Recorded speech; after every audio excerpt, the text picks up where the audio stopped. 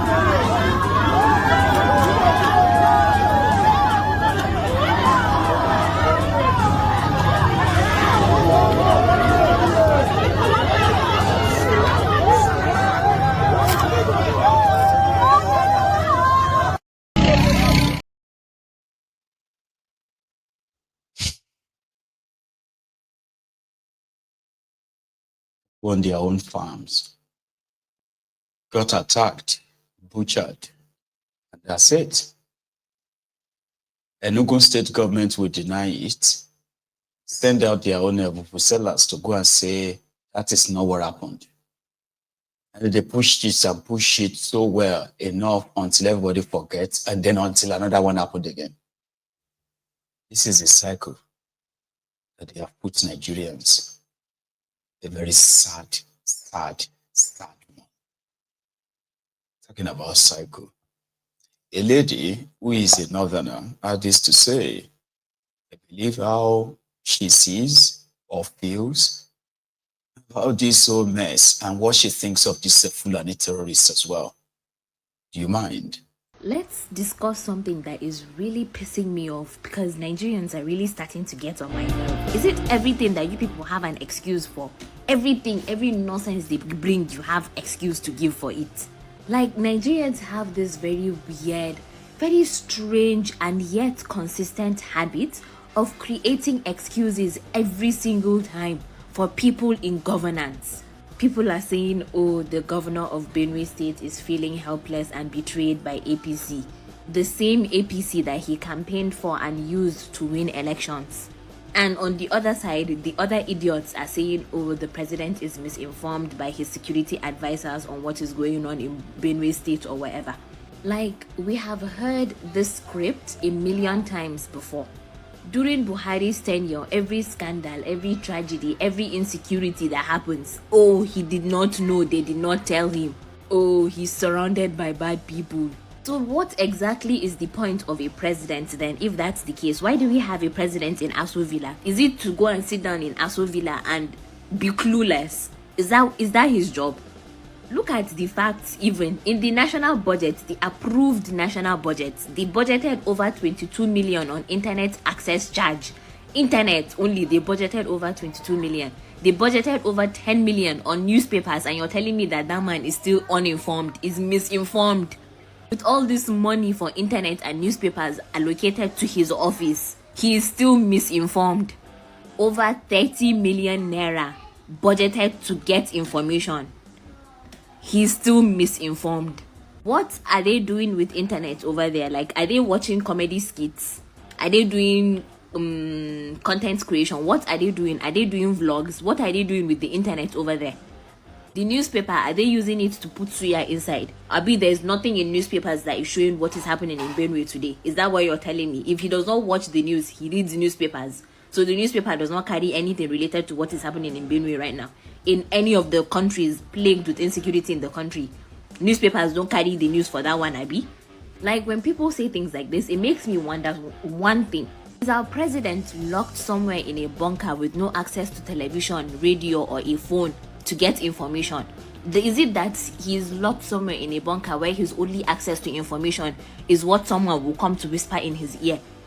Because, like, this crisis is not being covered, it's not being hidden, it's being covered by major news outlets in the country. It's being covered by AIT, NTA, Channels, Arise, TVC that he owns. This man owns TVC, he owns National, is it Nation newspaper or what? And 2 radio stations, and you're still telling me that he's misinformed. 1 TV station, 1 newspaper, whatever, company or whatever, 2 radio stations, and he's still misinformed. Don't piss me off. He didn't see what's happening in Benue State, but he saw what happened in India. Are you okay? This is exactly how we sit down and normalize, like, incompetence in this country. This is how we sit down and excuse bad governance by blaming invisible enemies. Instead of blaming the people who begged for your votes, who begged for you to vote for them and promised to keep you safe, you and your property safe, you're blaming invisible enemies. And if the governor truly claims that he is powerless and he can't do anything, he should resign. And if the president cannot get accurate information while owning media houses and has the entire national security network and millions and billions in naira in budget for communication, then he either does not care or he's not fit for the job. 2 of these things we already know to be true. Like, I need you people to be so serious right now. I need you to be so for real, please. We will. She is my own new discovery. What do we call them again? Gen Z. The Gen Z that are now interested in why Nigeria is Nigeria and why the criminals leading Nigeria are getting away with it. So they're asking questions, they're asking why, and they are using the information they found themselves, not only to question things, but to educate their own peers. Here is one of our content I came across, talking about wastage and the end result. The last time I did this, someone accused me of crazy pocket watching in the comment section. But it's crazier to me that you think it's pocket watching when it is a budget that is available online, and it is money that comes from my and other Nigerians' tax money. But yeah, let's go through. Like I said, I finally found time to go through, like, the 2025 budget, national budget, and over 2,000 pages, 2,908 something pages. Went through that, and we're going to start with the presidency because it's crazy. Let's break down what your leaders have planned for themselves for 2025. This is for the state house quarters or whatever for the presidency. So let's start with that. And I'm going to be doing, like, this juxtaposition of what they have in the budget and what they want to do with the project. and the realities of Nigerians in that particular sector that they want to work on for themselves. So let's go. 12 million naira for sporting equipment for the State House Club. Yet, so many public schools in Nigeria, a majority of them, don't even have a football to kick around. They don't even have proper classrooms, talk less of football, to kick around during break. 16 million naira for gym equipment at the State House Central Gymnasium. 16 million naira on gym equipment. Mind you, public hospitals are still begging for beds and medical supplies, basic medical supplies. They're still begging for this, public hospitals. But they're giving 60 million naira to the Central Gymnasium, whatever, to buy equipment for the gym. 120 million naira to renovate the security quarters. Do I even need to talk about security? Because you all know the state of insecurity in the country. How many people have died in Benue State so far because of insecurity? But 120 million naira is going into the renovation of the security quarters in the State House. 1.8 billion naira to construct an office complex for special assistants and senior special assistants. And yet one specific senior special assistant came on this internet, looked us dead in the eye and told us that his office does not have any special allocated budget to his office. Okay, 12 million naira to upgrade the State House Library. If you step into one public library in Nigeria today, they neither have internet access nor modern books. 73 million naira to replace telecommunication networks or telecommunication infrastructure rather in the villa. 73 million naira to replace telecommunication infrastructure.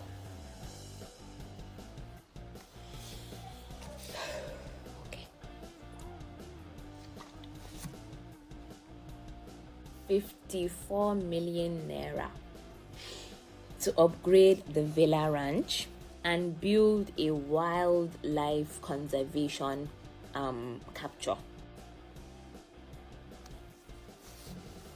I'm not going to say anything. My personal favorite, 10 billion naira to solarize the villa. A solar mini grid. Every 12 working hours, the national grid collapses. But the villa is going to go off the grid and onto solar mini grid with a whopping 10 billion naira. Keep that in your head. A little over 150 million naira on foodstuff.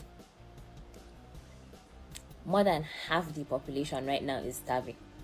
But 150 million naira on foodstuff for the State House for a year.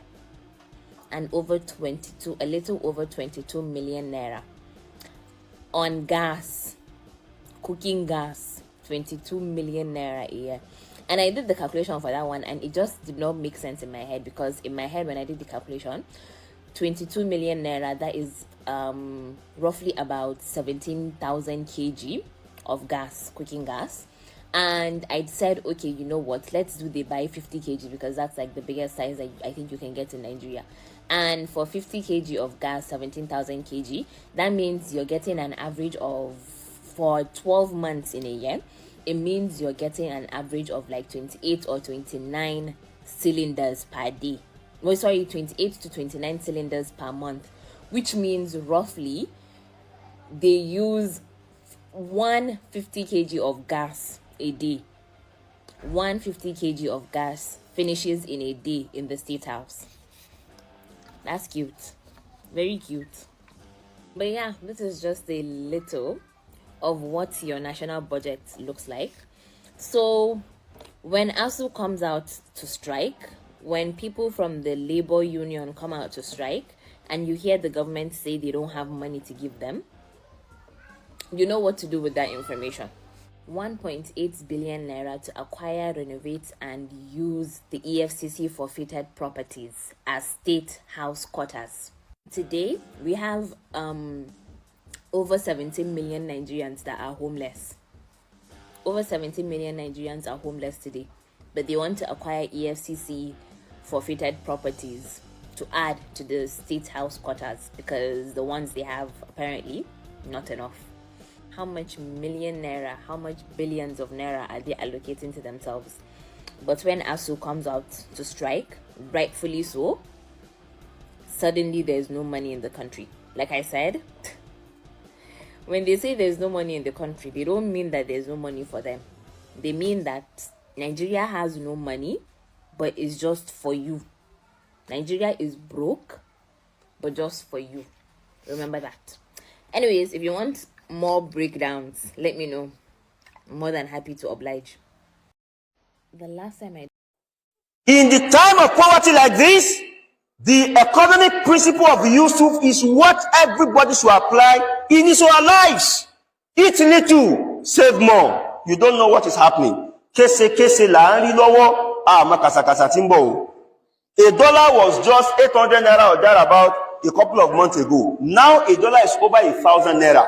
How much will it go? Nobody knows. Torí tó ń ṣe falafolo. Ọgbà salary ìkìláwà. Ìgbéraga week. Ọ̀gbéra rẹ̀ sánlẹ̀ láìpẹ́. Eat little and save more. Ayé tá ń jẹ chicken kọ́ la wà yìí mọ́. Ayé shawarma kọ́ mọ́. Ayé ice cream kọ́. Mú gààrí. Jẹ́ pọ̀nmọ́. Gbàgbé táwọn doctors sọ pé kò ní nutritional value. Kí ló fẹ́ nutritional value pẹ̀lú kíní? Jẹ́ pọ̀nmọ́. Mú gààrí. Orí ẹja. Wàláì. So that is just my own little advice, for everybody who might be facing the technobonomic challenge. But did you listen to that young lady? How simple he sort of like broke that down. So even if you are somebody who's got a thick skull, it's so hard for things to get into that head. He made it very easier for you to sit down and be like, makes sense. But they are doing it. Really? So they are spending that kind of, yeah, they are. You're like that, but that doesn't make any sense. We shouldn't allow that. So that's the purpose. So if she is able to invest her time in trying to understand what is wrong with this country, what is wrong with these people, and then realize that, hang on, it's like, it is not Nigeria that get problem. It is these people. And because these people are the problem, their action and inactions have created wider problems. So if you are blindly supporting them because others are supporting them, the moment you begin to understand what they're actually doing to you, there will be change of mind. And for our generation, that's a very good thing. A very, very good thing for anybody to see, If I have a sister who is a Gen Z, by the way, that is so invested, articulate enough to also express our own sort of like understanding of the situation, making it easier for our own peers to also sit back and be like, that's true. Bye-bye. It's going to be like you just hit a jackpot. For the future, it gives some people like us hope that maybe all is not lost after all, because you're now in the country where when people are discussing very, very important issue that affects people, there's always this distraction they bring. And then people just get distracted for some time. By the time those who are left discussing the issue are sort of like worn out, that's it. We just wait for the next victims and see if it's going to be loud enough to get our attention for another few days, but still no action. So we need a generation that will know that you don't just